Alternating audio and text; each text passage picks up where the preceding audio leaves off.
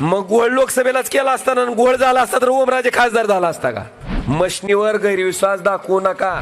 अजून महत्वाची गोष्ट, मशनीला नावं ठेवू नका. मशनीला नावं ठेवू नका. काय काही जण म्हणतात मशनीत घोळ आहे. अरे मोदी साहेबाला महत्वाची निवडणूक कोणची होती? लोकसभेची होती का नगरपालिकेची? मग घोळ लोकसभेलाच केला असताना घोळ झाला असता तर ओमराजे खासदार झाला असता का? हे लक्षात आलं का?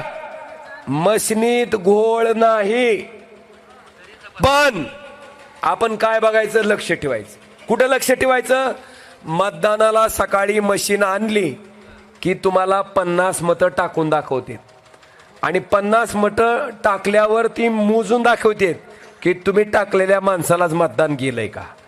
तेवढी खात्री झाल्यावर मशीन रिसेट करते आणि कशाला लावते? मतदानाला. ही आहे का नाही खरं? ही लक्ष देऊन बघायचं.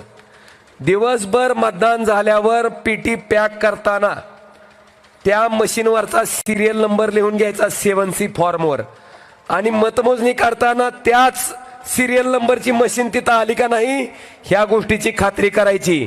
एवढ्या 3 गोष्टी केला तर कुणाचाही बाप मशनीमध्ये घोळ घालू शकत नाही.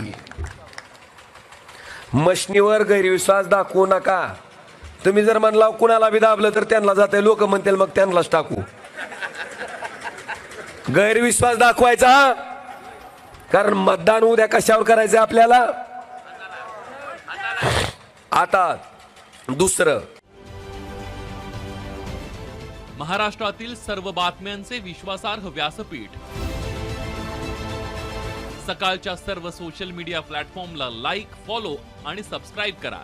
तसंच सर्व नोटिफिकेशनसाठी बेल आयकॉन प्रेस करायला विसरू नका.